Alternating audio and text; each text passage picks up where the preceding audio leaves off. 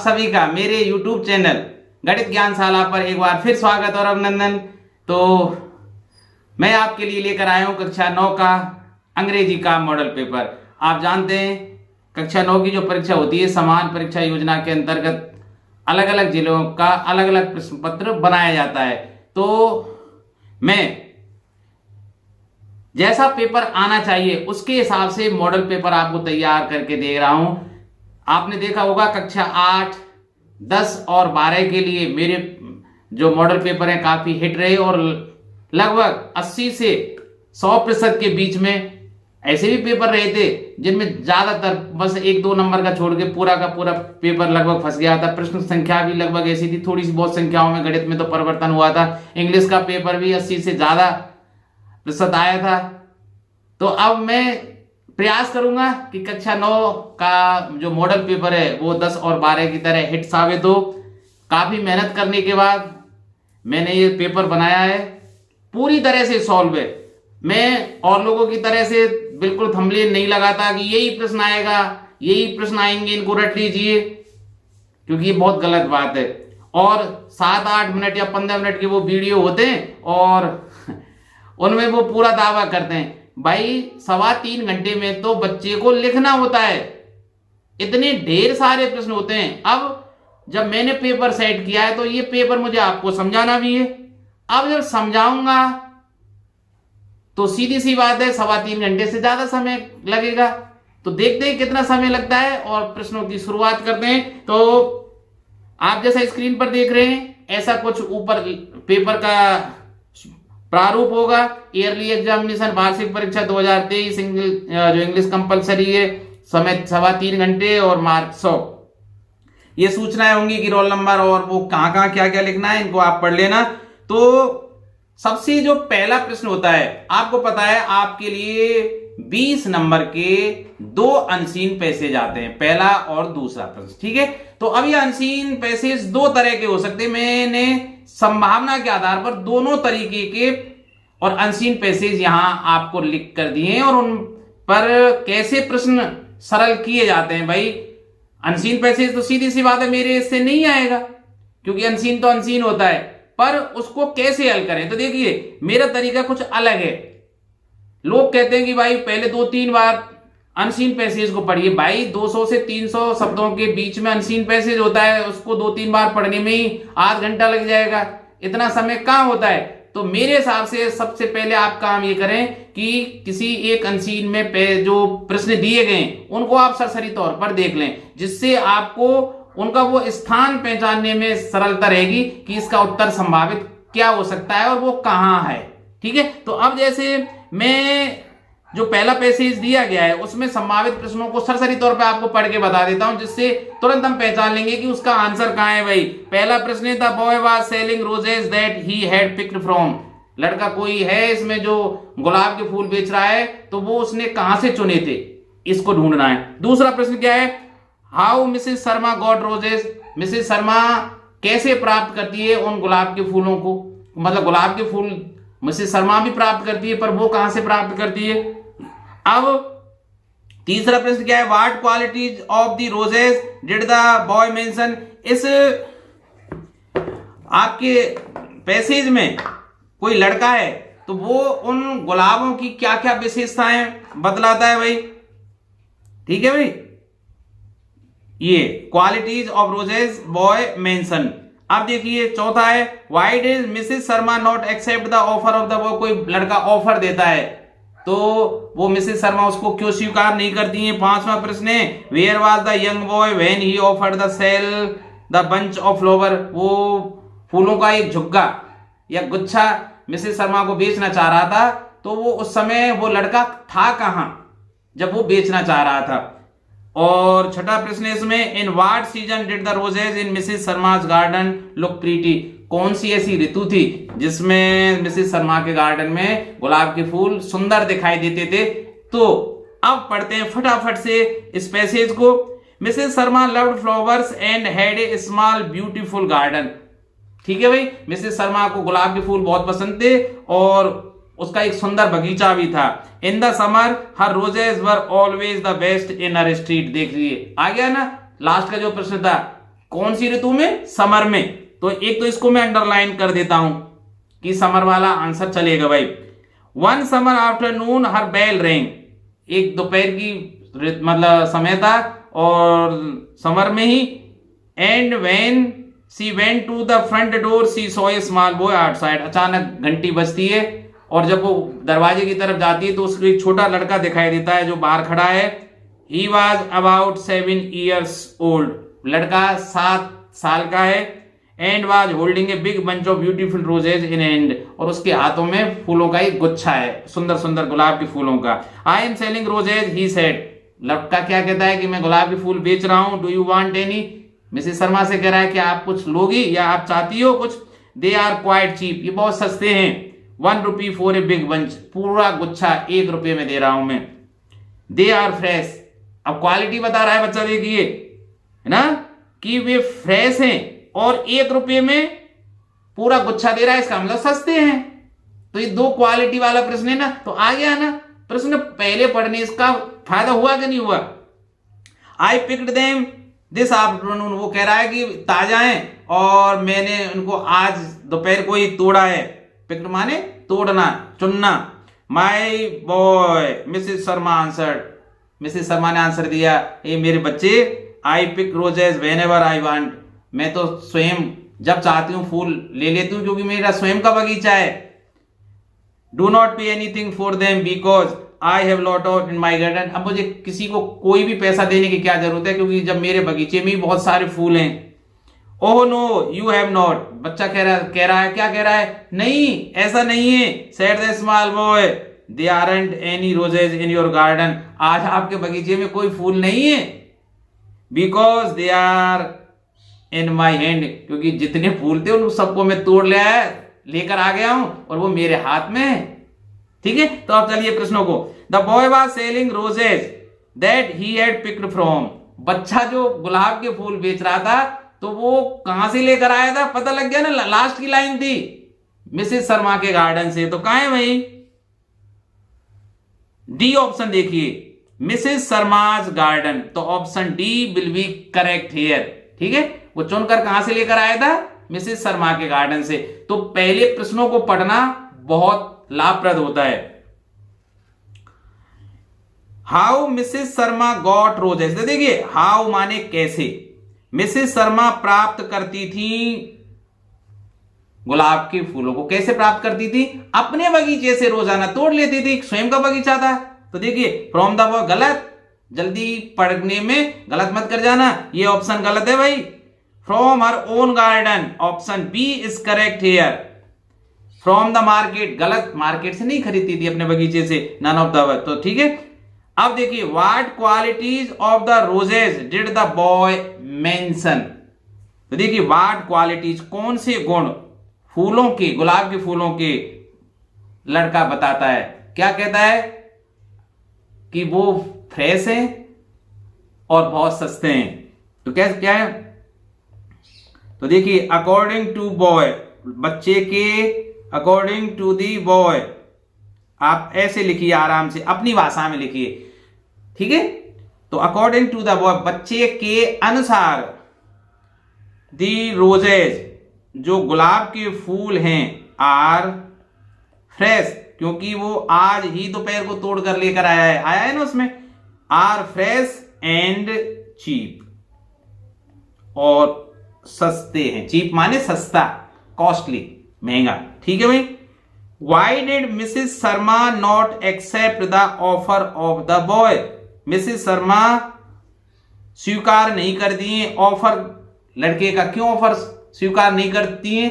क्योंकि उसका स्वयं का बगीचा था जिसमें बहुत से गुलाब के फूल थे।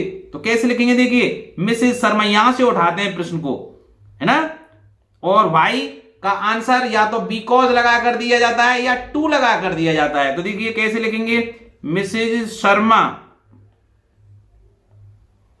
अब देखिए नॉट यहां है और डिड यहां है, तो यहां आ जाएगा डिड नॉट एक्सेप्ट। जब डिड नॉट है तो फर्स्ट फॉर्म ही रहेगी, the offer of the boy. मैंने पूरा प्रश्न ही उतार दिया, देखिए।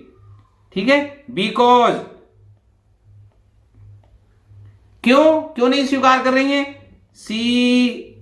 सॉरी मैं ही लग गया ना, because she had many roses in her garden, क्योंकि उसके पास अपने बगीचे में, ठीक है, अनेकों गुलाब के फूल हैं भाई। Where was the young boy, वो युवा बच्चा कहां था? When he offer to sell the bunch of the flower, कहां था वो? आउटसाइड ऑफ द गेट, भाई गेट पर ही था, देखिए यहां आया है, बच्चा कहां था? And when she went to the front door, जैसे ही वो मुख्य दरवाजे पर, सामने के दरवाजे पर गई, she saw a small boy outside, तो बच्चा कहां था भाई? कैसे लिखेंगे? द यंग बॉय, यहां से लिखेंगे भाई, the young boy.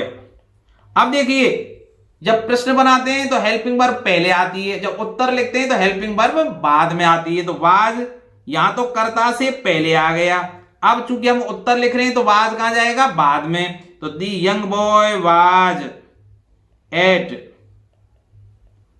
Mrs Sharma's, Mrs Sharma के, एपोस्ट्रोफी लगा के एस लगा देते हैं, Mrs Sharma's front door when he offered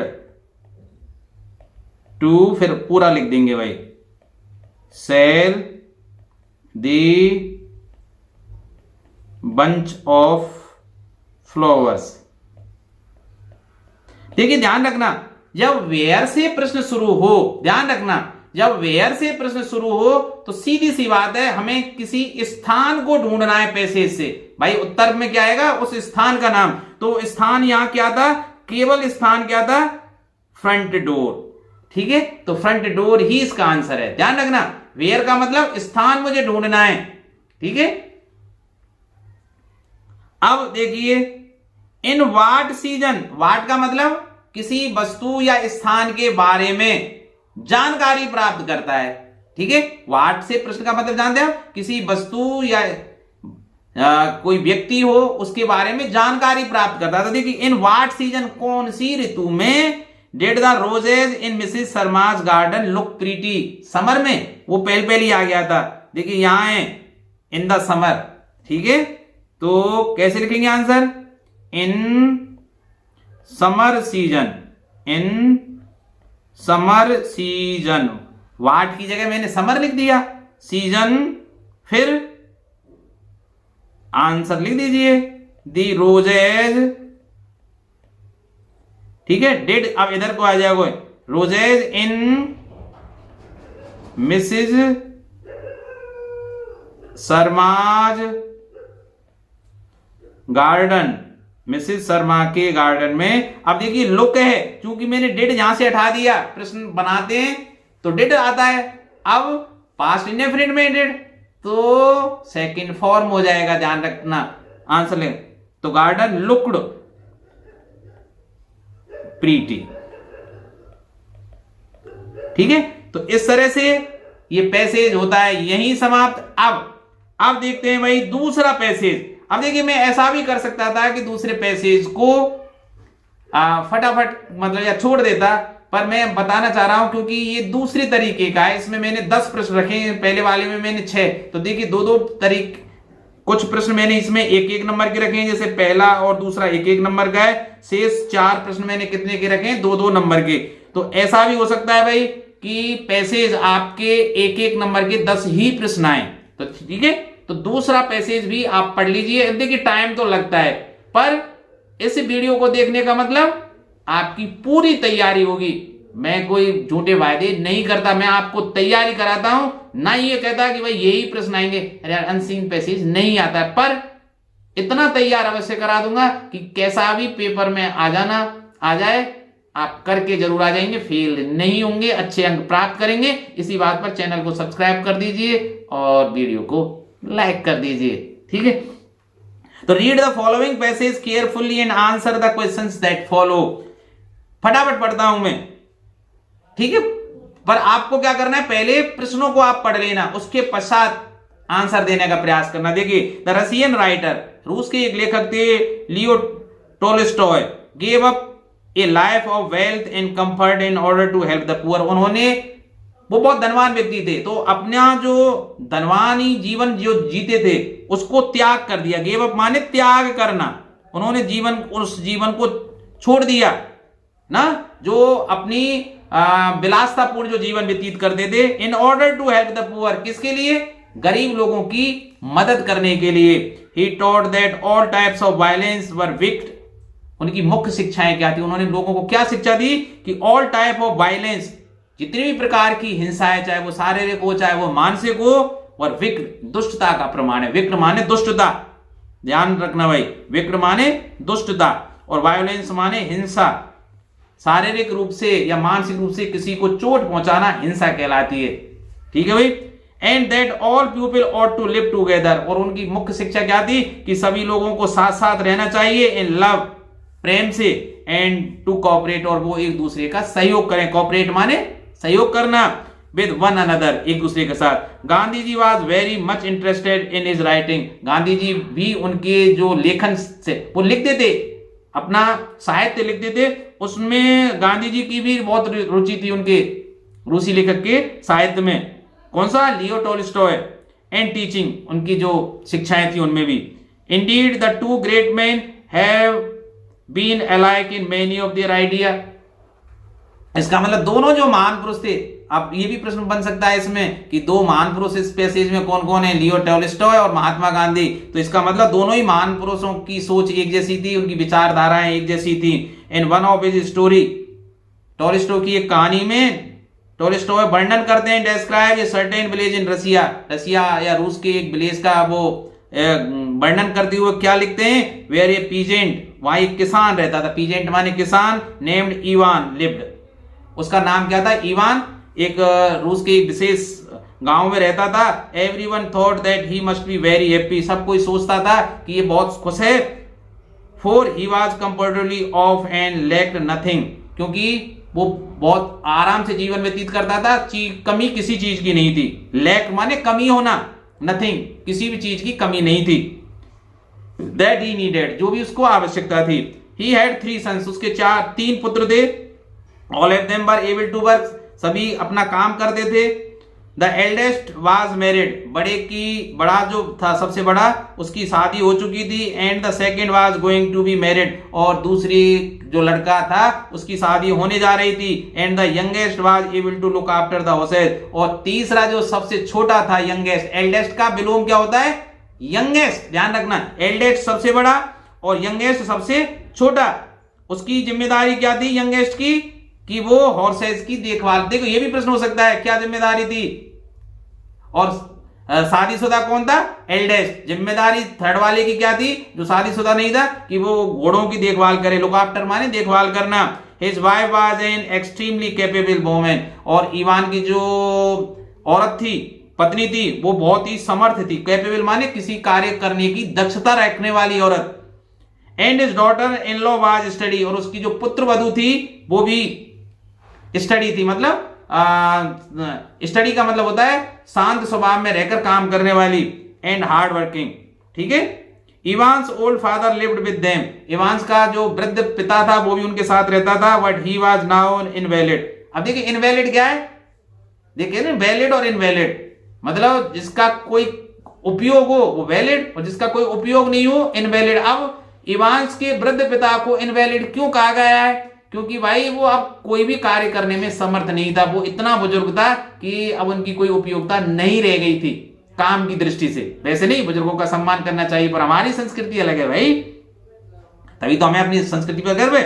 and had no longer any control over his son, और अब उस इवान्स के पिता का अपने पुत्रों पर कोई कंट्रोल भी नहीं रहा था। There fields produce good crops, अच्छी फसल होती थी। And they had quite enough food for their own needs, और इतना तो मतलब फसल हो जाती थी कि अपनी आवश्यकताओं की पूर्ति हो जाए। नीड माने आवश्यकताएं। ऑल देयर क्लॉथ्स, उनके कपड़े, कोट ज्यादा क्यों, क्योंकि वहां बहुत ठंड पड़ती है रसिया में। शर्ट्स ट्राउजर्स, जितने भी pyjama, socks and dresses were made by two women. जो दो औरत थी ना घर में, एक तो इवांस की पत्नी और उनकी पुत्रवधू, वे ही इन सबको बना लेती थी। तो देखिए बहुत कैपेबल हैं। Unfortunately however the member of the family were not nearly contented, लेकिन वो कंटेंटेड माने संतुष्ट, लेकिन इवांस के जो लोग थे वो संतुष्ट नहीं थे। ये भी प्रश्न बन सकता है क्यों संतुष्ट नहीं थे, जहां पढ़िए as they ought to have been, जितना उन्हें होना चाहिए था। दिस वाज बिकॉज ऑफ, ये किसके कारण था, क्वारल बिटवीन देम, क्योंकि उनमें आपस में झगड़ा था इवान के परिवार के सदस्यों के बीच। And their next door neighbour limping Gabriel, और उनका जो पड़ोसी था है ना, उनके बीच क्या था, झगड़ा था। वे आपस में भी झगड़ते थे और पड़ोसी के साथ भी झगड़ा था, इसलिए उनके परिवार के सदस्य संतुष्ट नहीं थे भाई। तो अब प्रश्नों पे आते हैं। हाउ डिड ओ Tolstoy show his love for the poor, Tolstoy ने कैसे दिखाया, शो माने दिखाना, हिज लव अपना प्रेम, फॉर द पुअर गरीब, आया ना पहली लाइन में कि उन्होंने अपना विलासतापूर्ण जीवन छोड़ दिया था गरीबों की सहायता करने के लिए। देखिए पहला ही लाइन है, he gave up a life of wealth and comfort in order to help the poor. यहां से लिखेंगे आप, कैसे लिखेंगे, ही गेव अप, आप टॉलस्टॉय की बजाय ही लिख देना, तो इस पूरी लाइन को लिख देना यहां से, he gave up a life of wealth and comfort in order to help the poor. हो जाएगा ना भाई। मैंने देखिए अब मैं लिखूंगा तो बहुत टाइम लग जाएगा। मैंने क्या किया, यहां आंसर लिख दिए नीचे, देखिए यहां आंसर है, ये आंसर है, पैसेज नंबर 2 के आंसर्स हैं ना।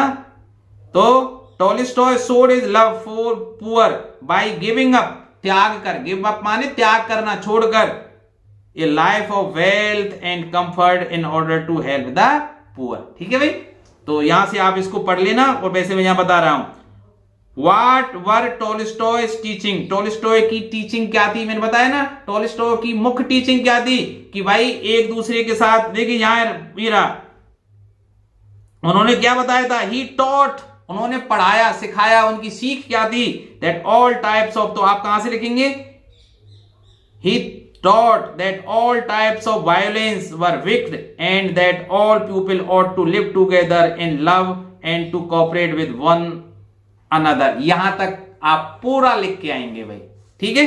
और चाहें तो आंसर यहां से देख लीजिए, सेकंड नंबर वाला, Tolstoy teaching were that all types of violence were wicked, सभी तरह की जो हिंसा है वो दुष्टतापूर्ण है, and that all people ought to live, कि सभी लोगों को रहना चाहिए, ऑट टू माने चाहिए, शुड, और ऑट टू पर्यायवाची है भाई, in love and to cooperate, प्रेम से रहना चाहिए और वे एक दूसरे का सहयोग करें। ठीक है, आप देखिए तीसरा प्रश्न देखिए, who were the two great man, देखिए आ गया, मैंने जैसे सोचा था वही प्रश्न आ गया ना, कि दो महापुरुष कौन है इसमें, महात्मा गांधी और रशियन राइटर लियो टॉलस्टॉय। तो देखिए लिख गया है तीसरा नंबर का प्रश्न, आंसर, टू ग्रेट मैन वर, दो महान आदमी थे, Gandhi ji and Leo Tolstoy. ठीक सर। अब चौथा प्रश्न देखते हैं।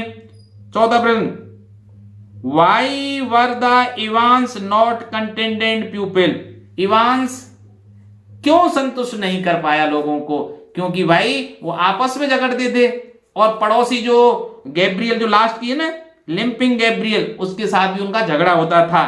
ठीक है, तो इस लास्ट वाली को तो कैसे लिखेंगे, he could not contented his family because of a quarrel, यहां से लिख रहे हैं because of a quarrel between them and their next door neighbour, अगला जो पड़ोसी था, घर का पड़ोसी, लिंपिंग गैब्रियल। और चाहे तो यहां से आंसर देखना, दी इवांस पर, इवांस देखिए, अब इवांस आप कहे सर इवान का तो बहुवचन नहीं, अरे इवान एक पुरुष का नाम है, इवांस का मतलब इवान की पूरी फैमिली, जिसमें उसके तीनों पुत्र, पुत्रवधू और पत्नी भी शामिल है, वर नॉट कंटेंटेड, संतुष्ट नहीं कर पाते थे लोगों को, because of a quarrel between them, क्योंकि उनमें आपस में झगड़ा होता था, and their next door neighbour, पड़ोसी के साथ, लिंपिंग गैब्रियल के साथ। ठीक भाई, आप देखिए, चलिए मैं यार थोड़ा सा कलर चेंज कर ही देता हूं, कोई अच्छा सा कलर देखते हैं,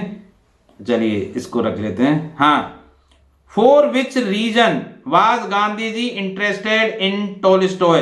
किस कारण से गांधी जी टोल्स्टॉय में रुचि रखते थे? क्योंकि भाई उनकी और गांधी जी की सोच बिल्कुल एक जैसी थी। आया था, मैंने कहा था कि ये लाइन आ सकती है, ठीक है ना। Indeed, the two great men must have been alike in many of their ideas, क्योंकि उन दोनों के बहुत से विचारों में समानता थी। तो आंसर यहां लिख जाएगा भाई, Gandhi ji was interested in Tolstoy for the reason that they had similarities in many of their ideas. लिख देंगे भाई आप, मुझे पूरा विश्वास है। कलर मुझे भी अच्छा नहीं लग रहा है तो यार चेंज ही कर देते हैं, चलो इसको ही कर लेते हैं। अब पांचवा प्रश्न आता है, here is 6 number. Why did everyone think? हर कोई ये क्यों सोचता था that Ivan was a very happy man, कि इवान बहुत खुश है? क्योंकि भाई उसको जरूरत की सारी चीजें उसके पास थी, जितना उसे चाहिए उतना मिल रहा था, अच्छी फसल होती थी। आया है ना यहां? तो देखिए, everyone thought that he must be a very happy man, for he has comfortably off and lacked nothing that he needed। यहां तक तो आप यहां से शुरू करके यहां तक लिख देंगे, आंसर आपका पूरा हो जाएगा। तो इसमें पूरे आंसर यही है। तो देखिए, everyone thought that Ivan was a very happy man because he was comfortably off and lacked nothing that he needed। उसको पूरा लिख दिया आपने, आंसर हो गया भाई। अब आ जाइए, what was the duty of Ivan's youngest son? आ गया ना, देख लो वही प्रश्न कि यंगेस्ट सन की क्या ड्यूटी थी। The youngest son duty was to look after horses, घोड़ों की देखभाल करने की ड्यूटी थी। तो देखिए, the duty of Ivan's youngest son was to look after the horses. Look after माने देखभाल करने की ड्यूटी थी। अब देखिए 8वां प्रश्न, देखिए 10 नंबर का है, तो सभी प्रश्न 10 नंबर के हैं, तो इस तरह से 10 नंबर का है ये, ठीक है भाई। हर प्रश्न एक एक नंबर का है इसमें। What kind of women was Evans wife? Evans की पत्नी कैसी थी? कैपेबल थी, हर काम को करने में समर्थ थी, चाहे वो ट्राउजर सीना हो, कपड़े सीना हो, है? तो लिख देंगे, पूरी लाइन आई थी। तो कैसे लिख दिया? देखिए आंसर यहां लिख रहा है यार इसी में, Evans wife was extremely capable women. Passage में पूरी लाइन ऐसी एज इट इज मिल रही है। All their clothes were made by her and her daughter in law, दोनों ही मिलकर बनाती थी, ठीक है भाई। अब देखिए 9वां प्रश्न क्या है कि find from the passage, passage से वो शब्द ढूंढ कर निकालना है which is opposite of eldest. मैंने अभी बताया था, एल्डेस्ट का मतलब सबसे बड़ा लड़का था जो मैरिड था, और एल्डेस्ट का क्या होगा? बिलोम क्या होगा? यंगेस्ट। तो आपको इतना लिखना है बस भाई, नमा नंबर डाल के यंगेस्ट लिख देना भाई। अब देखिए 10वीं में क्या लिखेंगे? Write the word from the passage, इस पैसेज से वो शब्द ढूंढकर आपको निकालना है which means an ill and disabled person, एक बीमार और असमर्थ व्यक्ति, डिसेबल्ड, जिसमें कोई क्षमता नहीं हो। मैंने बताया ना भाई, थोड़ी देर पहले बात कर रहे थे, सोचिए कौन सा? अरे यार, उनके पिताजी की जब बात कर रहे थे, क्या कर रहे थे बात कि उनका जो वृद्ध पिता भी उनके साथ रहे। Evans old father lived with them but he was now invalid, बेचारा इनवैलिड हो गया था, है ना। तो वैसे नहीं कहना चाहिए ना वृद्धों के लिए, तो पर आपको तो लिखना है भाई यार। तो यहां क्या लिखेंगे आप? इनवैलिड, क्योंकि हमें तो पैसेज के हिसाब से लिखना है। देखिए पैसेज को हल करते समय अपनी विचारधारा से काम नहीं चलेगा, आप क्या सोचते हैं ये काम नहीं चलेगा। पैसेज में जो लिखा हुआ है उन विचारों से ही आपको सहमत होना पड़ेगा और उन्हीं के आधार पर आपको ये उत्तर लिखना पड़ेगा। तो अपनी विचारधारा को किसी भी प्रकार से पैसेज में ना थोपें, और जैसा पैसेज में दिया गया है उसी के हिसाब से आपको आंसर देना है। ध्यान रखें, व्हाट का मतलब किसी व्यक्ति या वस्तु के बारे में जानकारी चाह रहा है तो सोचिए। वेयर का मतलब कोई स्थान पूछ रहा है तो स्थान को ढूंढिए और उसको आंसर में लिखिए। और व्हेन का मतलब कोई समय पूछ रहा है तो समय को ढूंढ कर लिखिए, ठीक है। और हाउ का मतलब कोई घटना कैसे घटित हुई उसका प्रकार पूछ रहा है तो उसको ढूंढिए, दिमाग कैसे लगाना है। हाउ मेनी का मतलब कोई संख्या पूछ रहा है, और हाउ मच का मतलब कि कोई मात्रात्मक चीज पूछ रहा है, 2 क्विंटल, किलो, कुछ ऐसी पूछ रहा है हाउ मच में। हाउ फार का मतलब दूरी पूछ रहा है, हाउ लॉन्ग का मतलब लंबाई, 2 मीटर 10 मीटर कहीं लिखा हुआ होगा पैसेज में। तो शब्दों को ध्यान से समझिए। हु का मतलब कोई कर्ता पूछ रहा है, और हु का आंसर लिखना सबसे सरल होता है, हु को हटाओ कर्ता लगाओ। इनको कहीं कभी किसी दिन और ढंग से बताएंगे। तो अब चलते हैं हम सेक्शन बी, और सेक्शन बी आपका होता है भाई व्याकरण से संबंधित। तो सेक्शन बी में जो पहला प्रश्न होता है, तीसरा नंबर का जो प्रश्न आपका 7 नंबर का आएगा, उसमें या तो लेटर आएगा या एप्लीकेशन आएगी, ठीक है भाई, और अथवा में इसके साथ आएगा ईमेल।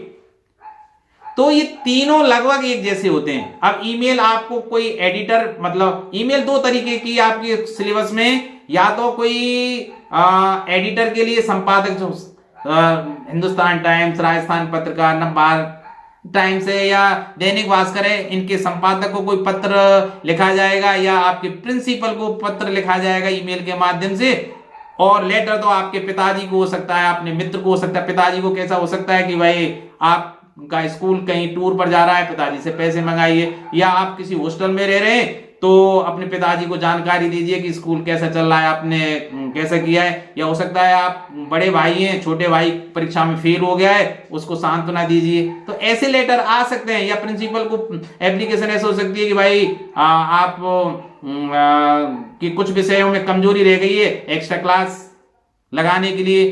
कलेक्टर को भी पत्र आ सकता है, लेटर आ सकता है कि भाई हमारे मोहल्ले में या जो लोकलिटी है उसमें बहुत गंदगी ज्यादा है, उसको दूर करवाने के लिए, या आपके लाउड स्पीकर का प्रयोग ज्यादा हो रहा है। तो आप मतलब इस तरह के तैयार आपने कर लिए होंगे, ठीक है, मुझे पूरा विश्वास है आपने कर लिए होंगे। तो चलिए लगाते हैं गैस। तो देखिए, imagine that you are Nikhilesh, आप निखिलेश, ये 2018 में बोर्ड परीक्षा में आया था, इसलिए मैंने ये रख लिया है एज इट इज, और आपके मुझे इंपॉर्टेंट लग रहा है। Living in government hostel Jaipur, आप गवर्नमेंट हॉस्टल जयपुर में रह रहे हैं, निखिलेश है आपका नाम। Write a letter to your father, आपको अपने पिताजी को पत्र लिखना है, requesting him for the permission to go for a historical tour, आप हिस्टोरिकल टूर पर जाना चाहते हैं और उनकी परमिशन, अनुमति लेना चाह रहे हैं। You may touch upon the following points, आप इन पॉइंट का प्रयोग अपने लेटर में कर सकते हो ना, बाध्यता नहीं है, कर सकते हो। हेल्प इनकी ले सकते हो, क्या ले हेल्प ले सकते हो, तो आपने लेटर में आपको क्या क्या लिखना है, the place where will you go, उन स्थानों को पिताजी को बताइए भाई जहां आप जाना चाह रहे हैं, या आपका जो हिस्टोरिकल टूर है जो स्कूल के द्वारा ऑर्गेनाइज किया जा रहा है, ठीक है। ड्यूरेशन ऑफ द टूर, उस टूर की, ठीक है, शैक्षिक भ्रमण की या ऐतिहासिक भ्रमण की अवधि कितनी रहेगी, तो ड्यूरेशन का मतलब अवधि कितनी रहेगी। How much money do you need, आपको अपने पिताजी से कितने पैसे की आवश्यकता है भाई। Who are going with you on the tour, आपके साथ इस टूर पर कौन कौन जा रहे हैं, ठीक है। तो इन चीजों को आपको लिखना है। अथवा में मैंने क्या रखा है, write an email to your younger brother, आपको अपने छोटे भाई को एक ईमेल लिखना है, and tell him to take part in games and sports, कि वो भाई पढ़ाई पे ध्यान ना दे, क्या लिखिए, टेक पार्ट, हिस्सा ले, इन गेम्स एंड स्पोर्ट्स, भाई शाम को गेम्स और स्पोर्ट्स में भी हिस्सा ले, ऐसी ईमेल आपको लिखनी है। तो सबसे पहले मैं आपको लिखना सिखा रहा हूं, क्या कि पत्र कैसे लिखते हैं। तो देखिए यहां जगह का नाम दिया गया है, देखिए ऊपर ऊपर हम जगह का नाम लिखते हैं, तो यहां क्या दिया गया है कि आप निखिलेश हैं and living in government hostel Jaipur. तो सबसे पहले आप यहां पत्र जब लिखेंगे तो यहां क्या लिखेंगे भाई, गवर्नमेंट, ठीक है, हॉस्टल, गवर्नमेंट हॉस्टल जयपुर। फिर तारीख लिखेंगे सर, फिर तारीख में क्या लिखेंगे, अप्रैल 13, चलिए, और 2023, आप अप्रैल 23 लिख के, सॉरी 13 लिख के कॉमा लगाएंगे, फिर 2023 इस तरह से आप लिख देंगे। डेट लिख दिया, स्थान लिख दिया, फिर सीधे सीधे आ जाइए अपने पिता को, चूंकि आप लिख रहे हैं तो उनको संबोधित करते हुए, तो माय डियर फादर आप लिखेंगे, क्योंकि माय डियर फादर, ठीक है भाई, यहां कॉमा लगाएंगे। फिर इसके बाद आप क्या करेंगे भाई कि पिताजी को सूचना दीजिए कि आप हॉस्टल में सही प्रकार से रह रहे हैं, आपकी पढ़ाई अच्छी चल रही है, उन्हें चिंता करने की जरूरत नहीं है। फिर उसके बाद लिखेंगे तो देखिए एक दो लाइन में आपको लिखकर बता रहा हूं जो सब लेटर में चल जाएंगी। तो देखिए कैसे लिखेंगे, I am hale and hearty here. ठीक है, अर्थ तो आप जानते ही हैं, लिखते हैं इन शब्दों, एंड होप, और आशा करता हूं that you will B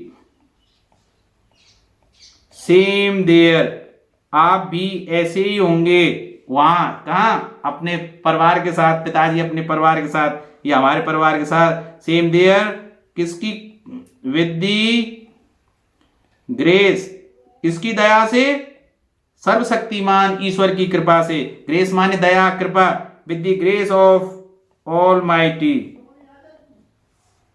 almighty God, ईश्वर की कृपा से वहां भी सभी अच्छे और प्रसन्न होंगे। ठीक है भाई, तो अब पिताजी को क्या लिखें भाई, कैसे लिखेंगे कि आपको यह जानकर प्रसन्नता होगी, you will be glad to know, आपको यह जानकर प्रसन्नता होगी, that our school is organising a historical tour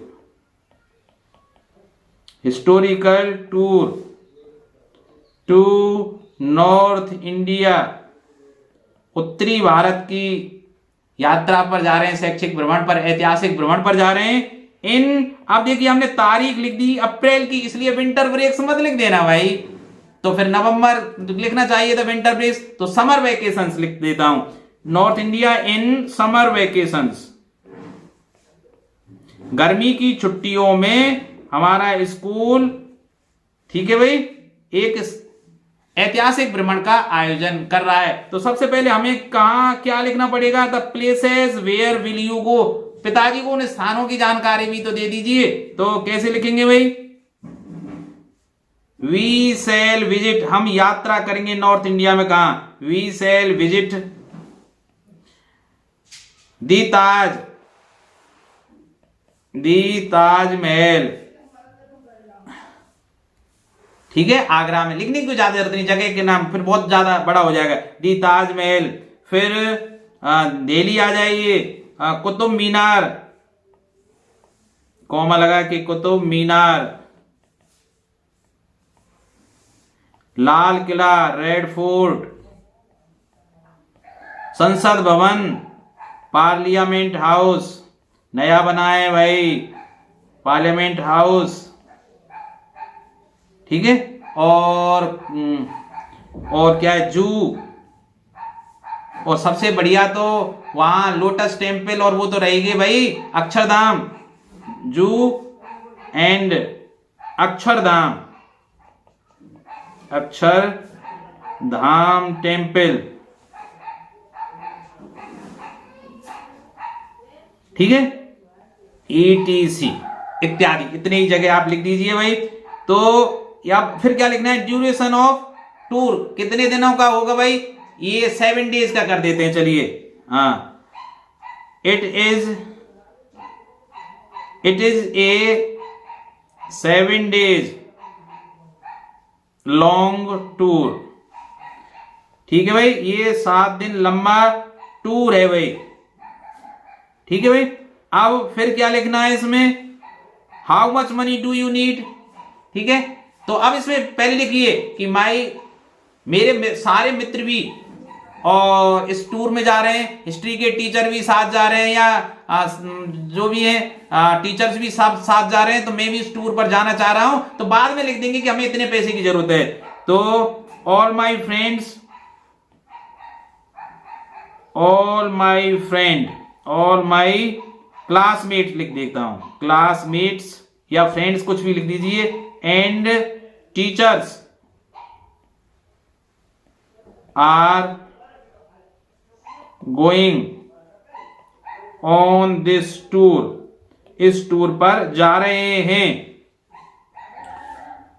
I want, अब पिताजी से कहिए तो सही, I want to join this tour, मैं भी इस टूर में शामिल होना चाहता हूं। अब पिताजी से कहिए काइंडली अलाउ मी, या ग्रांट मी परमिशन, किस allow me to go on this tour, इस पर टूर पर जाने की अनुमति प्रदान करें। एंड सेंड मी, और मुझे भेजें, सेंड मी कितना, लगभग RS 5000 रुपीज, ठीक है, एज टूर एक्सपेंसेस, टूर में खर्च ये इतने हो जाएंगे 5000, मुझे भेजने की कृपा करें। और काफी बड़ा हो गया, इतना ही आप लिख दें, बहुत है भाई।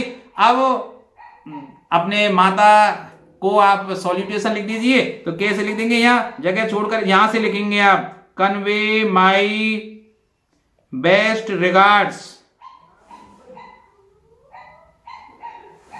टू मम्मी, या मम्मी, कुछ भी जो आप कहते हैं, and love for Monu and Sonu, Monu and Sonu, ठीक है भाई, मोनू और सोनू के लिए ढेर सारा प्यार। यहां आप लिख दीजिए yours loving son, your loving son, loving son. अब नाम वही लिखेंगे जो इसमें दिया गया है, या क्या दिया गया है, निखिलेश, तो निखिलेश ही आप यहां लिखेंगे भाई, तो निखिलेश यहां आप लिख देंगे निखिलेश। अपना नाम या रोल नंबर आप इसमें नहीं लिखेंगे भाई। चलिए मैं थोड़ा सा चेंज कर लेता हूं, नहीं ये कलर सही नहीं, ये सही है, तो अब यहां इस तरह से खींच देता हूं भाई। अब क्या है कि मुझे बनानी है भाई, ईमेल लिखना है भाई, ठीक है, यंगर ब्रदर को, कि भाई वो गेम्स एंड स्पोर्ट्स में भाग ले। तो अब इसके लिए आप जानते हैं कि ईमेल, चलो मैं नेक्स्ट पेज पर ही, आप ईमेल और इनको नेक्स्ट पेज से ही लिखें। इसको मैं यहां से हटा देता हूं, डिलीट कर देता हूं भाई। आप देखिए कैसे, आप जानते हैं कि सबसे पहले हम स्केल की सहायता से, देख ध्यान रखना, वहां एक फॉर्मेट बनाएंगे ईमेल का। तो कैसे फॉर्मेट बनता है, तो देखिए मैं बना देता हूं फॉर्मेट इस तरह से। आप फॉर्मेट आप बना के आएंगे भाई,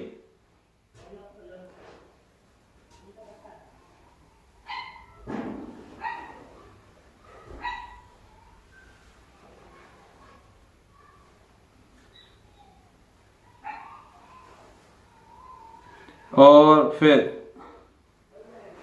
ठीक है भाई, और यहां फिर देखिए ये मेन बॉडी हो जाएगी, और उसके बाद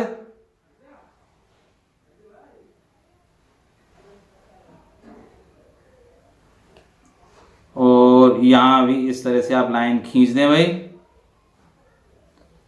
ठीक है। और अब देखिए मैं इसको थोड़ी देर के लिए हटा देता हूं। हाँ, इसमें अभी, अरे इसमें एक काम और करना है मुझे, कि यहां भी हमें इस तरह से खींचना है भाई।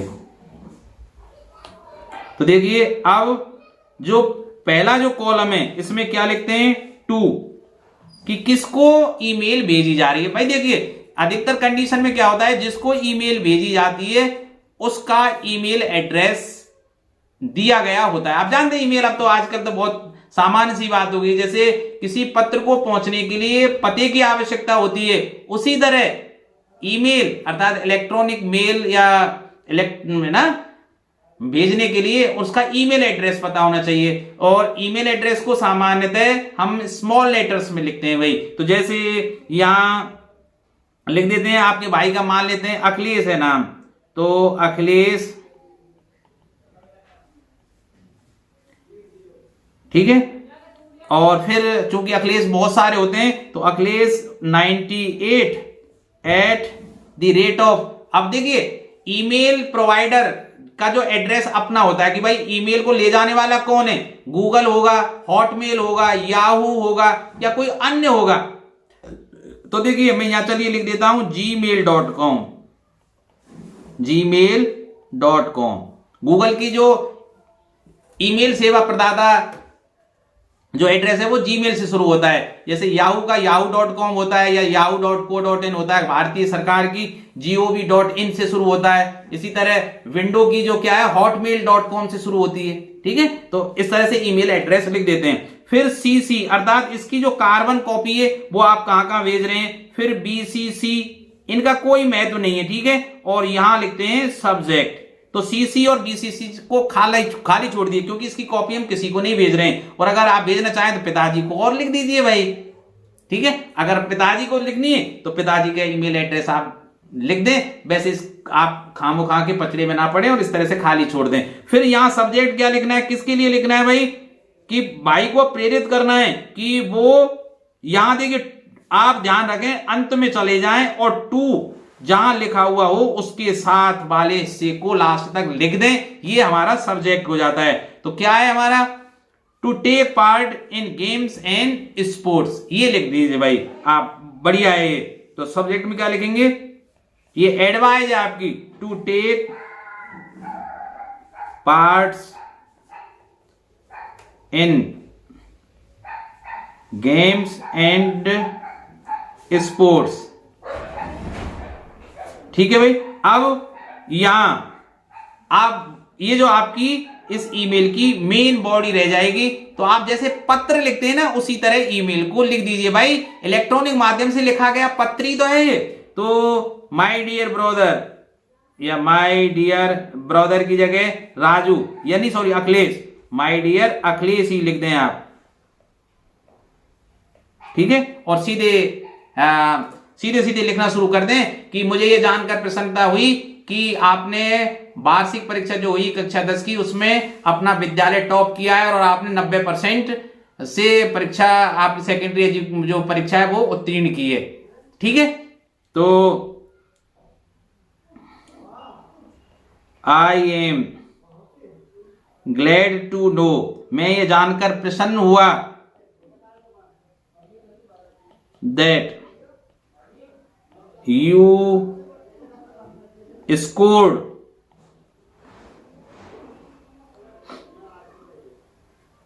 ये गलत लिख गया भाई, you scored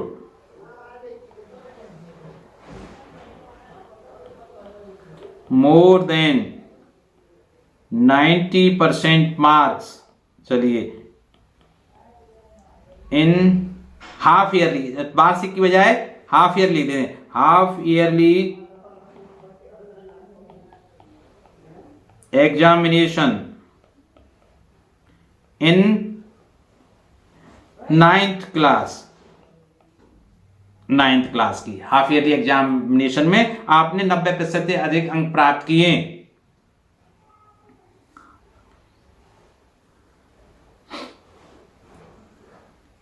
your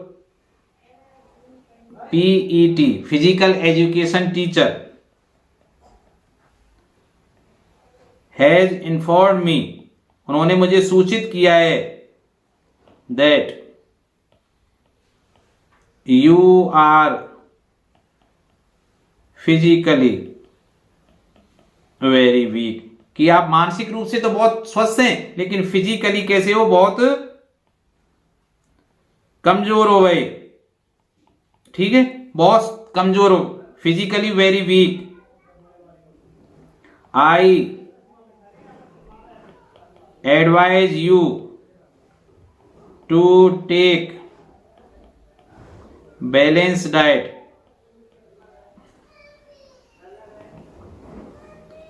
and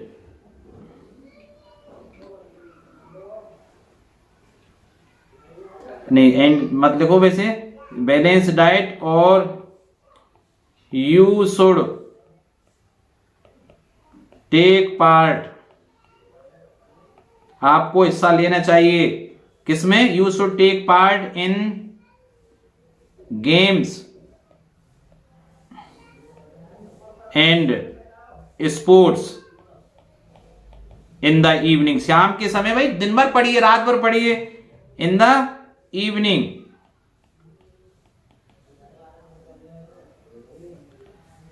you know, आप जानते हो, that a healthy mind lives in a healthy body, कि जो स्वस्थ दिमाग है वो स्वस्थ शरीर में ही निवास करता है। मैं इसको थोड़ा और बढ़ा देता हूं, चलिए इस तरह से आप बढ़ा देना भाई, हेल्दी बॉडी, ठीक है।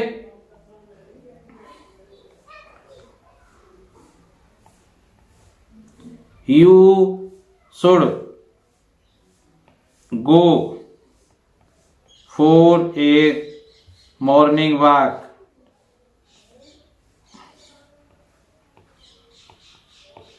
ठीक है भाई।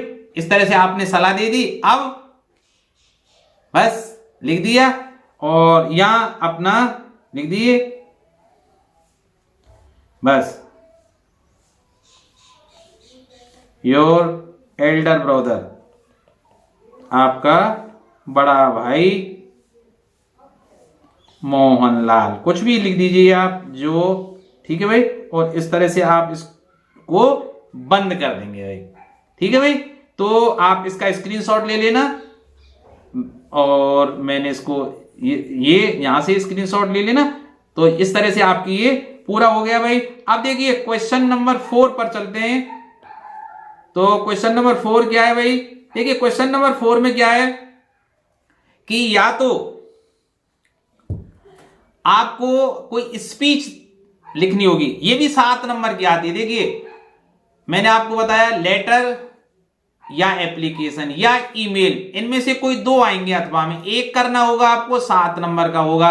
अब जो चौथा प्रश्न होगा सेक्शन बी का दूसरा जो प्रश्न होगा, उसमें आपको या तो एक स्पीच लिखनी होगी किसी एक विषय वस्तु पर। स्पीच जैसे आपको गेम्स एंड स्पोर्ट्स पर लिख सकते हैं, आप इंपॉर्टेंस ऑफ न्यूज़पेपर पर लिख सकते हैं, importance of trees and forest पर लिख सकते हैं, या तो इस तरह की जो मतलब एनुअल डे पर लिख सकते हैं। कोई भी विषय हो उस पर आप स्पीच आपको लिखन आएगा, या अथवा में क्या आएगा, डिबेट कंपटीशन जो वाद विवाद प्रतियोगिता होती है उनमें आपको किसी विषय वस्तु के पक्ष में या विपक्ष में जो प्रश्न जो निर्माता है वो अपने विचार लिखने के लिए कह सकता है। जैसे मैंने यहां दिया है कि मोबाइल फॉर स्टूडेंट, ये बून और एक कर्ज, स्टूडेंट के लिए मोबाइल एक कैसा है, आप अपने हिसाब से इसमें लिखेंगे भाई। तो देखिए पहला प्रश्न देखिए, your school is organising the world environment day, विश्व पर्यावरण दिवस 5 जून को पता ही आप मनाया जाता है। You have been asked to deliver a speech on this programme, आपसे कहा गया है कि आप इस अवसर पर एक स्पीच देंगे। So write a speech in 60 to 80 words, आपको 60 से 80 शब्दों में स्पीच लिखना है। ऑन इंपॉर्टेंस ऑफ फॉरेस्ट, वनों के महत्व पर या पेड़ों के महत्व पर। यूजिंग द फॉलोइंग आउटलाइन, आपको आपकी मदद के लिए कुछ आउटलाइन भी दी गई होंगी। तो देखिए इंपॉर्टेंट, ह्यूमन बीइंग मानव प्राणी, वर्ड्स वीस्ट माने प्राणी जंगली जो है ना, इंसेक्ट कीड़े मकोड़े ऑक्सीजन देते हैं, प्रोवाइड रॉ मटेरियल कच्ची सामग्री हमको उपलब्ध कराते। भाई कोई भी चीज हो बिना पेड़ पौधों के नहीं बन सकती, चाहे आपके मकान हो, आपके फर्नीचर हो, दवाइयां हो, आयुर्वेदिक हो चाहे एलोपैथिक हो, बिना उसके हमारे खाने पीने की सामग्री है, भाई पेड़ों के बिना हम जिंदा रह ही नहीं सकते यार, सही बात तो ये। इनवैल्यूएबल रेन हेल्प, इसके अलावा पेड़ नहीं होंगे तो वर्षा नहीं होगी, भाई वाष्पीकरण की क्रिया नहीं होगी। एनवायरमेंटल बैलेंस, पर्यावरण संतुलन भी बनाए रखते हैं पेड़ या वन। फ्यूल, ईंधन उपलब्ध कराते हैं। फूड, भोजन उपलब्ध कराते हैं। शेल्टर, शरण उपलब्ध कराते हैं। फ्लड, बाढ़ को रोकते हैं कैसे, भाई मृदा अपरदन को, सॉइल इरोशन को रोकते हैं कैसे, कि मिट्टी को पकड़ कर रखते हैं पेड़ की जड़, पेड़ नहीं होंगे तो मिट्टी बह के चली जाएगी आसानी से। सॉइल इरोशन में बताया ना, मृदा अपरदन को रोकते हैं। इनकंपैरेटिव, अतुलनीय, ठीक है। तो इन शब्दों का प्रयोग आप कर सकते हैं। अब देखिए मैं लिखकर बताऊं तो लिखकर बताने में टाइम बहुत लगता है, 54 मिनट से ज्यादा की वीडियो तो बन चुकी है और अभी हम पहुंचे हैं बिल्कुल 1/4 पर। तो ये वीडियो काफी लंबा होने जा रहा है, बहुत ज्यादा लंबा हुआ तो मैं इसके 2 पार्ट कर दूंगा, आप दोनों पार्ट अवश्य देख लेना बंधु। तो देखिए फिर मैंने अथवा में क्या रखा है भाई, डिबेट करना है आपको। मैंने सीधे प्रश्न लिख दिया है, वो पूरा बड़ा लिख के आएगा, मैंने समय बचाने के लिए शॉर्ट में लिख दिया। डिबेट किस में करनी है, मोबाइल टू स्टूडेंट, आपको पक्ष में लिखनी है, वरदान है या अभिशाप है, कर्स अभिशाप है, किसी एक के पक्ष में आपको लिखनी है। तो चलिए कैसे शुरू करते हैं स्पीच की। तो देखिए यहां गुड मॉर्निंग एवरीबॉडी इतना आसानी से थोड़ा सा करके और शुरू कर दिया है। वैसे आप ऐसे भी शुरू कर सकते हैं कि ऑनरेबल प्रिंसिपल, देखिए यहां ऐसे भी शुरू कर सकते हैं, इसकी बजाय ये बहुत सस्ता शुरू कर दिया है। पहले देखिए आप क्या करेंगे, शीर्षक लिखेंगे इंपॉर्टेंस ऑफ फॉरेस्ट या ट्रीज। तो जो शुरुआत करनी है गुड मॉर्निंग एवरीबॉडी, इसकी बजाय हम शुरुआत कैसे कर सकते हैं कि रेस्पेक्टेड या ऑनरेबल, अरे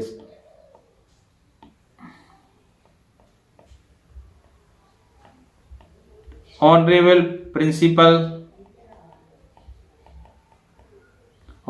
principal sir, teachers and my dear brother and sisters,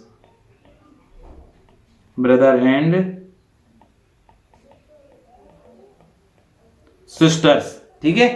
कैसे लिखेंगे, today we are celebrating the world environment day, ठीक है, आज हम विश्व पर्यावरण दिवस मना रहे हैं। फिर अपना नाम लिखिए, आई कॉमा लगा के अपना नाम, here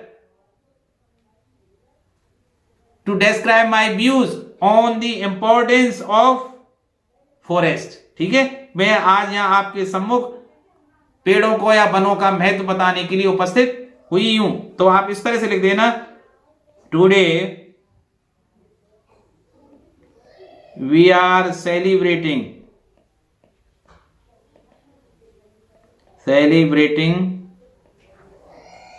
the world environment day, ठीक है। आई लिख के, आई और फिर अपना नाम लिख देना भाई, आई मोहन श्याम जो भी है आपका नाम,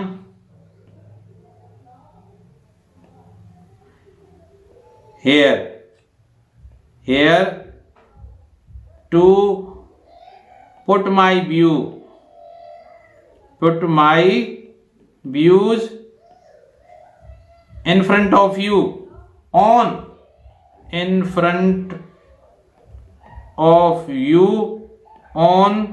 the importance of forest,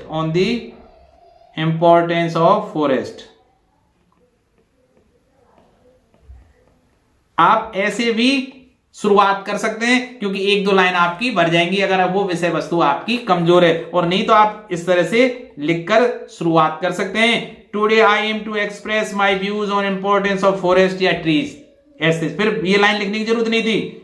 forest trees are unexceptionally important for human being, है ना, असाधारण रूप से, अनएक्सेप्शनली माने असाधारण रूप से, इंपॉर्टेंट है, महत्व रखती है, फॉर ह्यूमन बीइंग मानव के लिए, ना केवल मानव के लिए बल्कि किसके लिए, बर्ड्स के लिए, पक्षियों के लिए, बीस्ट जानवरों के लिए, इंसेक्ट कीड़े मकोड़ों के लिए, एंड दी अर्थ और जमीन के लिए, पृथ्वी के लिए भी ये बहुत बहुमूल्य योगदान देते हैं, मूल्यवान है भाई।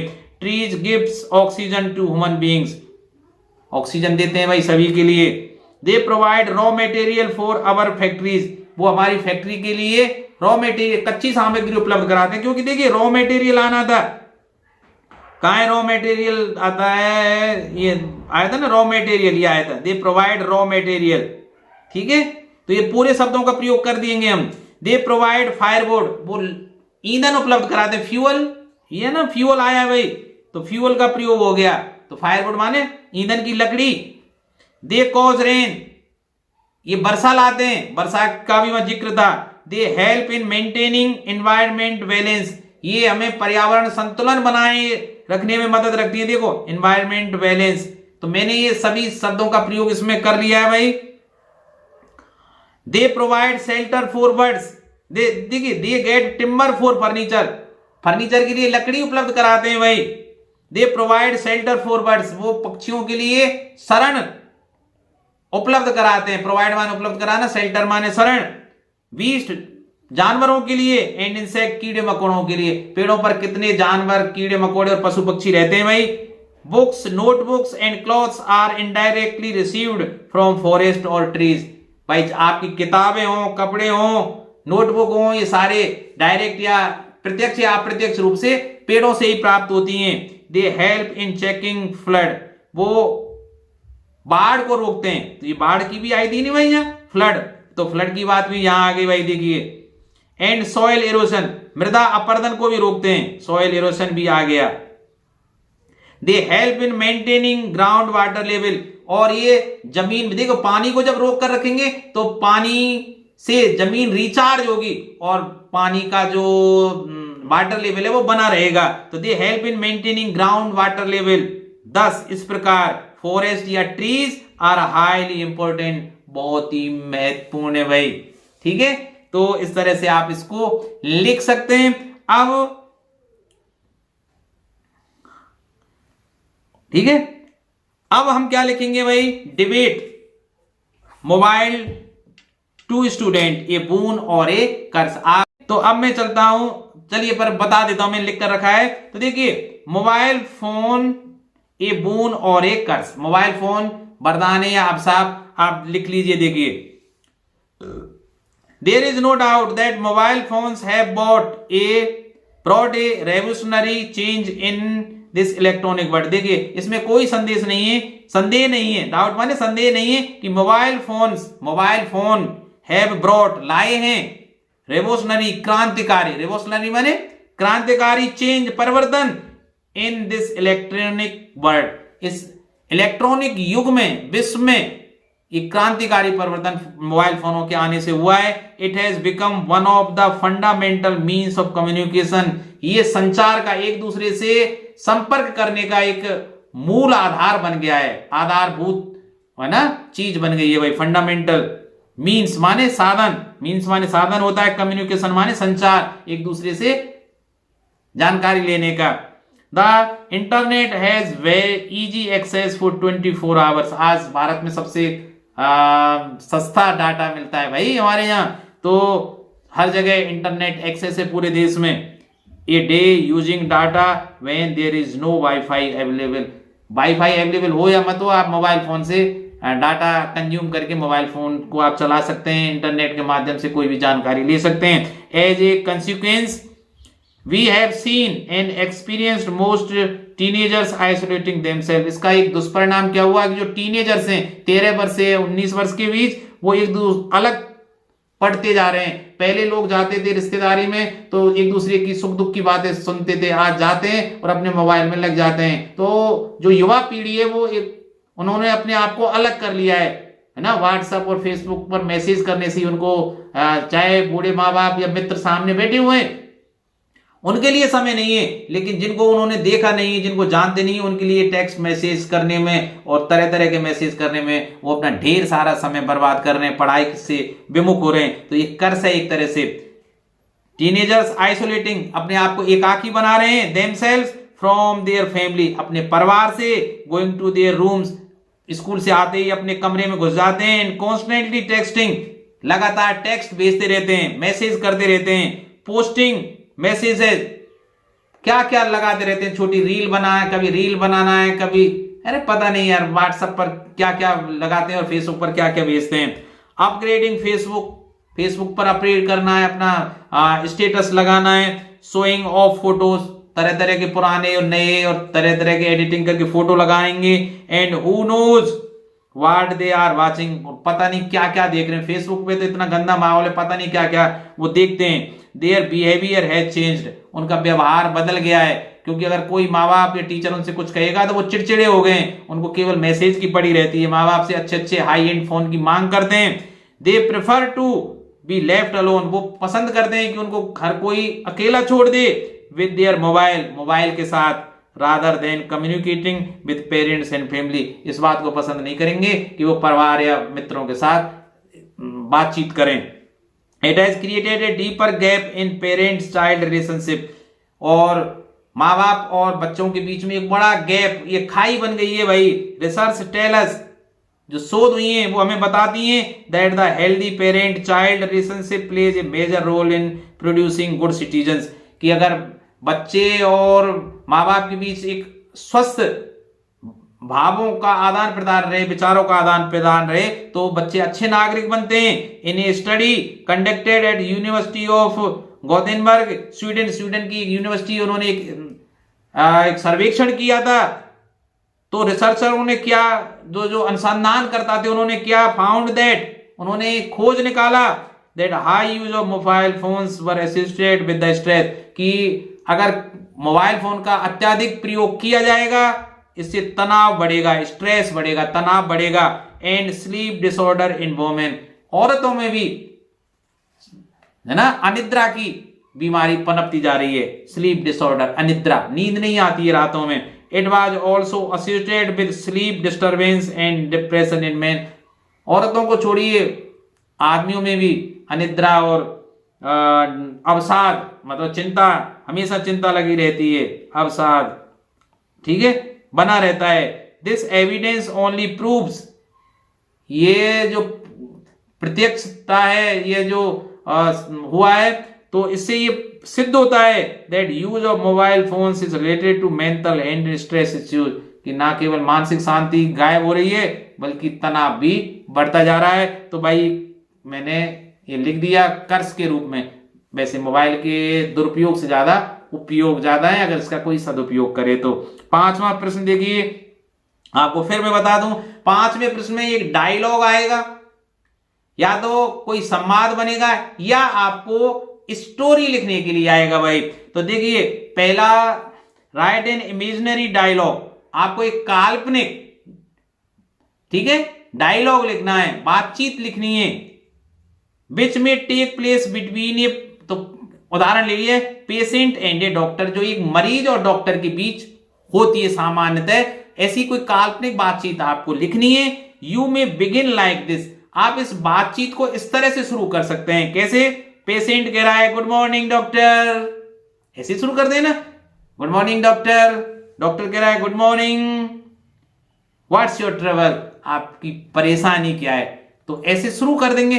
तो अब वो शेष अपनी कल्पना शक्ति के आधार पर बातचीत क्या उनके बीच में रही होगी वो आपको पूरी करना है। दूसरे में आपको 50 से 70 शब्दों के बीच में टाइटल के साथ, टाइटल देते हुए और स्टोरी लिखनी है, पुअर वुड कटर वाली, या कोई भी 70-80 कहानियां उनमें से कोई आ जाएगा। तो जो दी गई आउटलाइन है उनके आधार पर इनको आप आसानी से समझ सकते हैं। मैं आपको एक बात और बता दूं बीच में रोककर, कि इसी चैनल पर मैंने अलग से 2-3 वीडियो और डाल रखे हैं। एक में तो मैंने पूरा स्टोरी का वीडियो बनाया है कि दी गई आउटलाइन के आधार पर स्टोरी को कैसे लिखा जाए। अगर आपने अभी तक स्टोरी लिखना नहीं जाना है तो आप उस वीडियो को आधा ही देख लीजिए, आप 100% बिना रटे स्टोरी को लिखकर पूरे 6 में से 6 अंक प्राप्त कर लेंगे। दूसरा, आप लेटर और एप्लीकेशंस का भी मैंने अलग से एक वीडियो बहुत शानदार डाल रखा है, ईमेल के लिए अलग से वीडियो डाल रखा है। तो इसी चैनल पर आप सर्च कीजिए, मैंने बहुत सी सामग्रियां इसमें देख रखी हैं। कक्षा 8 के लिए बहुत ढेर सारी सामग्री डाल रखी है, कक्षा 10 की पूरी गणित मैंने डाल रखी है, ठीक है। अरे यार, और वीडियो को सर्च मारिए ना, ठीक है। इस वीडियो को देखने के बाद समय बचे तो आप स्टोरी राइटिंग के लिए, ईमेल राइटिंग के लिए और लेटर राइटिंग वाले वीडियो को अवश्य देख लेना, पूरी तैयारी आपकी हो जाएगी। तो चलिए पहले हम जो डायलॉग राइटिंग है उसको पूरा करते हैं। तो देखिए, ये 2 लाइनें प्रश्न पत्र में दी गई थी कि गुड मॉर्निंग डॉक्टर, डॉक्टर कह रहा है good morning, what's your trouble, आपकी परेशानी क्या है। पेशेंट अब अपनी तरफ से कुछ भी बना के लिख दीजिए, डॉक्टर आई फील, कॉमा लगा देते हैं, आई फील वीक, कमजोरी महसूस हो रही है, and do not feel like eating, और भूख नहीं लगती है, ऐसा मतलब खाने का मन नहीं करता है। Doctor okay, and what else, इसके अलावा क्या परेशानी है भाई आपको? पेशेंट कह रहा है आई फील लाइक वॉमिटिंग, मुझे ऐसा महसूस होता है जैसे उल्टी आ जाएंगी। आई फील, मैं महसूस करता हूं, वॉमिटिंग माने उल्टी, वॉमिट माने उल्टी वाली बात होती है। डॉक्टर कह रहा है do you drink a lot of water, क्या आप पानी पूरा पीते हो? पेशेंट कह रहा है no doctor I don't have water too much, मैं ज्यादा पानी नहीं लेता। देखिए अब आप कहेंगे पीने की बात कहां है, अरे ड्रिंक तो पानी वाली भाई वो किसी और चीज को पीने के लिए आता है, तो हैव लगाते हैं, ठीक है। तो आई don't have too much water, इसका मतलब मैं ज्यादा पानी नहीं लेता हूं, ज्यादा पानी नहीं पीता हूं। पेशेंट क्या कह रहा है, अच्छा डॉक्टर क्या कह रहा है डिड यू टुक एनी, देखिए अब मैंने गलत लिख गया, डिड के साथ तो फर्स्ट फॉर्म ही आएगी, टेक आएगा भाई। Did you take any medicine, क्या आपने कोई दवाई ली है, मतलब मुझको दिखाने आए उससे पहले क्या आपने कोई दवाई ली है? पेशेंट कह रहा है यस डॉक्टर, हाँ डॉक्टर आई टुक क्रोसिन, बुखार की जो पैरासीटामोल की गोली है वो मैंने ली थी भाई, क्रोसिन टेबलेट ली थी। डॉक्टर कह रहा है who asked you to take it, आपको किसने कहा था कि इस गोली को आप लें भाई? हु आस्क्ड यू, आपको किसने कहा था टू टेक इट, इसको लेने के लिए? पेशेंट कह रहा है नो वन डॉक्टर, डॉक्टर किसी ने नहीं कहा था, मैं इसको जानता हूं भाई, क्रोसिन है बुखार में काम आती है, आई टुक इट माई सेल्फ, मैंने स्वयं ली थी। Doctor why did you take it, आपने इस गोली को क्यों लिया भाई? Patient because I felt a headache, क्योंकि मेरे सिर में दर्द हो रहा था भाई, सिर दर्द है, बदन दर्द है, बुखार है, काम आती है यार, ठीक है। और फिर डॉक्टर क्या कह रहा है nothing to be worried at, ज्यादा चिंता मत करो यार। डॉक्टर कह रहा है फिर again do you need quick relief, क्या तुम्हें ऐसी दवाई लिखूं जल्दी फायदा हो? पेशेंट कह रहा है no doctor it is enough, you give me medicine for now, है ना, अच्छा रहेगा आप मुझे इस समय दवाइयां दे दें। तो इस तरह की कोई आवश्यक नहीं है कि मैंने जो बातचीत लिखी है आप अन्य ढंग से अनेक प्रकार से इस बातचीत को अपनी कल्पना शक्ति के आधार पर लिख सकते हो भाई। तो अब आते हैं हम कहां, इस कहानी पर। इस कहानी को मैं आपको लिख कर बताता हूं भाई। तो देखिए इसमें क्या है भाई, मैंने पहले ही आपको बता रखा है कि कहानी कैसे लिखते हैं, ठीक है, पहले ही सबसे पहचान जाते हैं भाई आप। ए पुअर वुड कटर, गरीब लकड़हारा, पुअर माने गरीब, वुड माने लकड़ी, कटर माने काटने वाला, लकड़ी काटने वाला कौन होता है? लकड़हारा। गो जाता था, कहां जाएगा? जंगल में भाई, लकड़हारा है, क्यों? लकड़ी काटने के लिए। कट वुड, पेड़ काट, पेड़ काट, यार ये गलत बात है थोड़ी सी। जब वो लकड़ी काट रहा था हिज एक्स फॉल्स, उसकी कुल्हाड़ी नीचे गिर जाती है। दी रिवर, कहां? नदी में। क्राइज फॉर हेल्प, रोने लग जाता है, चिल्लाता है मदद के लिए। गॉड ऑफ वाटर अपीयर्स, उसी समय पानी के देवता अवतरित होते हैं। अपीयर माने प्रकट होना। देखिए प्रेजेंट इंडेफिनिट में लिखा हुआ अपीयर्स, ठीक है, आपको पास्ट इंडेफिनिट में इसको कन्वर्ट करना है, बदलना है। Brings out a golden x, अब देवता है तो भाई यार लोहे की थोड़ी लेके आएंगे, तो उसने क्या किया, वो डुबकी लगाई और एक सोने की कुल्हाड़ी को ऊपर लेकर आए, ठीक है। लेकिन साहब वो ईमानदार था, उसने मना कर दिया। देन ए सिल्वर वन, फिर दोबारा डुबकी लगाई, अब की बार चांदी की लेकर आया। रिफ्यूजेस, मना कर देता है दोनों बार, रिफ्यूज माने मना करना। ब्रिंग्स द रियल एक्स, वास्तविक कुल्हाड़ी को लेकर आया। फिर एक्सेप्ट, लोहे की देखी स्वीकार कर लेता है। गॉड प्लीज्ड, देवता था, ईश्वर था, वो उस पर प्रसन्न हो जाता है कि वाह रे ईमानदार लकड़हारे, गरीब होकर भी तूने ईमान नहीं खोया, और पैसे वाले पैसे के पीछे भाग रहे हैं, एक दूसरे का गला काट रहे हैं, बेईमानी कर रहे हैं। सीख लेने की जरूरत है ना। चलिए, गिव्स हिम ऑल एक्सेस, अब देवता है प्रसन्न जल्दी हो जाते हैं, तो तीनों कुल्हाड़ियों को उस लकड़हारे को दे देता है। वुड कटर हैप्पी, अब सोने की कुल्हाड़ी और चांदी की कुल्हाड़ी मिल जाए, प्रसन्न कोई वो क्यों नहीं होगा भाई। लकड़हारा क्या, हम भी होते तो भी प्रसन्न होते। तो कहानी को आपने सुन लिया, लिखा कहां है, चलिए लिखाते हैं। तो इसका अच्छा शीर्षक क्या हुआ? एन ऑनेस्ट वुड कटर, ईमानदार लकड़हारा। ठीक, चलते हैं। पहला sentence, once there was a wood cutter. तो देखिए पहले देखिए इसमें, यहां देखिए पहला क्या था? A poor wood cutter. तो मैंने क्या लिख दिया? Once there was a wood cutter, he was very honest. वो बहुत ईमानदार था। इस बात को हम पहले ही कह देते हैं। कहानी की शुरुआत धमाकेदार होनी चाहिए, ऐसे शब्द से होनी चाहिए जो उस कहानी की रूपरेखा पूरी बता दे। तो कह दिया एक बार लकड़ आ रहा था, बहुत ईमानदार था, ईमानदारी की बात आएगी। ठीक है। ही लिव्ड इन ए विलेज, वो एक गांव में रहता था। लकड़ आ रहा है, गांव में ही रहेगा भाई।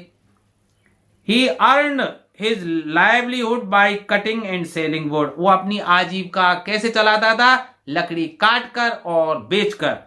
Cutting and selling would, cutting माने काटकर, सेलिंग माने बेचकर, वुड माने लकड़ी। One day he was cutting a tree on the bank of a river, एक दिन की बात है कि वो एक पेड़ काट रहा था। ऑन दी बैंक, बैंक माने किनारे, ऑफ ए रिवर, एक नदी के किनारे पर वो पेड़ को काट रहा था। By chance his axe fail into the river, देखिए ऊपर से कुल्हाड़ी नीचे जा रही है। ऊपर हवा में है, अब कुल्हाड़ी कहां जा रही है? नदी के अंदर। स्थान परिवर्तन हो रहा है, इसलिए इन द रिवर मत लिख देना, इनटू द रिवर। गति है इसमें, जब गति हो और स्थान परिवर्तन हो रहा हो, ध्यान रखना। He came running into the room, वो दौड़ता हुआ कमरे में आया। और he is running in the room, कमरे में ही दौड़ रहा है तो इन द रूम। और स्थान परिवर्तन हो रहा है, बाहर से आया है अंदर तो इन टू द रूम। तो ऊपर से कुल्हाड़ी नीचे गिरी है नदी के अंदर, स्थान परिवर्तन हुआ है। तो by chance his axe fell into the river, he began to weep. अब बेचारा ईमानदार तो था, गरीब था, रोने लग गया। बिगेन, देखिए वो रोने लगा, हंसने लगा, खाने लगा। तो ही बिगेन टू लगाइए और क्रिया की फर्स्ट फॉर्म। ठीक है। वर्षा होने लगी, इट बिगेन टू रेन, वो हंसने लगा, he began to laugh. He was very poor, वो बहुत गरीब था। He could not buy another eggs, अब भाई रोने क्यों लग गया? गरीब था, दूसरी खरीद नहीं सकता था, तो अब उसकी आजीविका कैसे चलेगी? इसी चिंता में वो फूट फूट कर रोने लगा। अब चलिए, गॉड मरकरी केम देयर, पानी के देवता वहां आए। He asked him why he was weeping, उसने पूछा, अरे लड़के या लकड़हारे तू क्यों रो रहा है? He asked him why he was weeping, उसने पूछा कि भाई तू क्यों रो रहा है? The poor wood cutter told him, गरीब लकड़हारे ने उससे कहा, द होल स्टोरी, पूरी कहानी बता दी। The god at once dived into the water, ईश्वर ने अचानक ही डुबकी, डाइव्ड इनटू द वाटर, डुबकी लगा दी पानी में। He brought out a golden eggs, और एक सोने की कुल्हाड़ी लेकर आए, प्रकट हुए। The woodcutter refuse to take it, woodcutter ने उसको लेने से मना कर दिया। ही सेड, उसने कहा, my axe is made of iron, भगवान मेरी जो कुल्हाड़ी है वो तो लोहे की बनी हुई है। द गॉड डाइव्ड अगेन, उस ईश्वर ने पुनः उसमें डुबकी लगा दी। This time he brought out a silver axe, इस बार वो एक चांदी की कुल्हाड़ी लेकर आए। But the woodcutter did not take that also, लेकिन उस वुडकटर क्योंकि ईमानदार था, चांदी की कुल्हाड़ी को भी लेने से मना कर दिया। At last the God brought out an iron x, अंत में उसने एक लकड़हारे की ओरिजिनल जो लोहे की थी उसी को लेकर भाई भगवान प्रकट हुए। दी वुडकटर शाउटेड विद जॉय, जैसे ही अपनी कुल्हाड़ी देखी वुडकटर जोर से खुशी से चिल्लाने लगा, दिस इज माई एक्स, ये मेरी है कुल्हाड़ी। The god pleased at his honesty, ईश्वर उसकी ईमानदारी पर प्रसन्न हुआ। He gave him all 3 axes, उसने उसको तीनों ही कुल्हाड़ियां दे दी। अब इसकी मॉरल क्या होगी? Honesty is the best policy, भैया ईमानदारी सबसे अच्छी पॉलिसी है। Honesty is the best policy, it is the moral of this story. चलते हैं अगली कहानी पर। 7वीं कहानी। अच्छी लग रही है ना यार? अच्छा लग रहा है तो चैनल को सब्सक्राइब कर दो बंधु।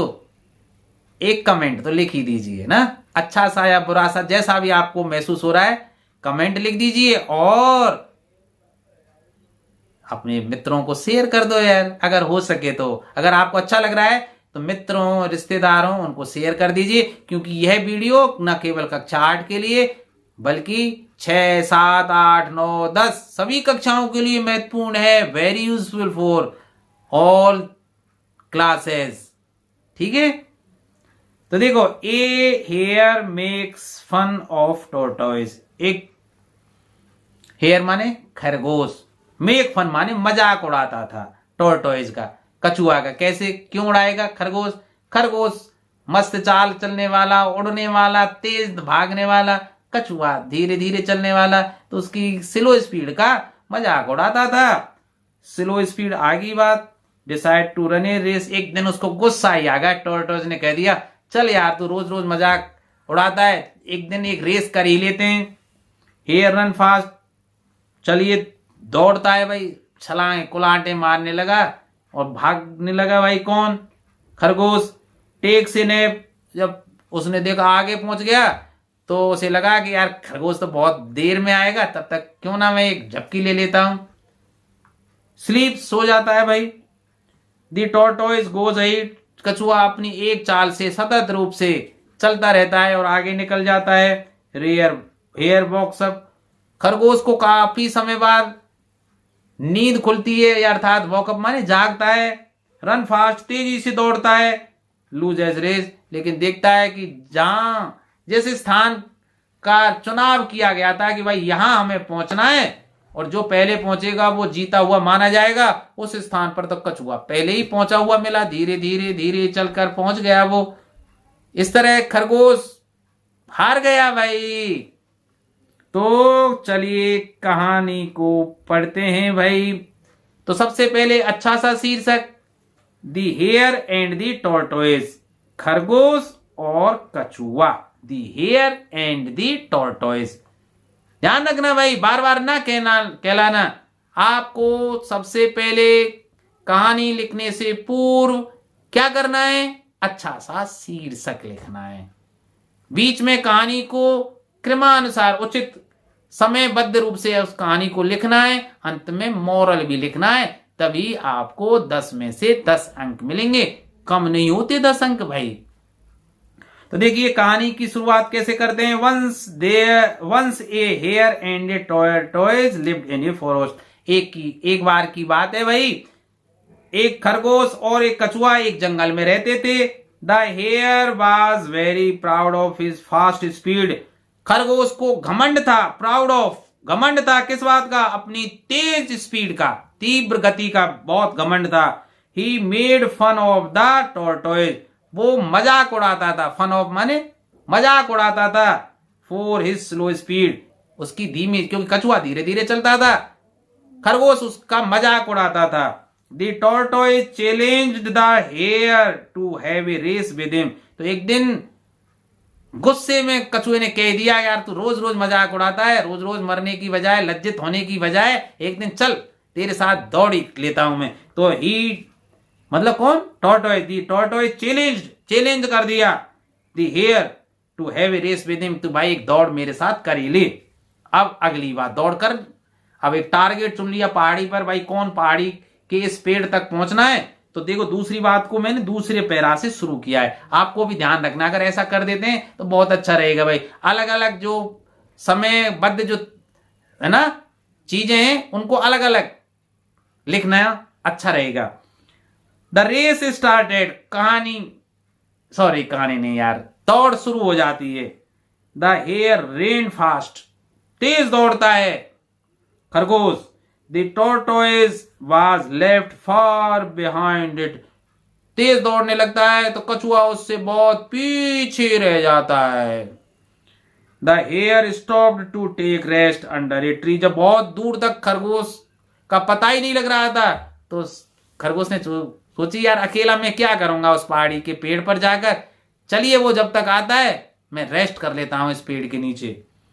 ही फेल एस्लीप, वो सो जाता है।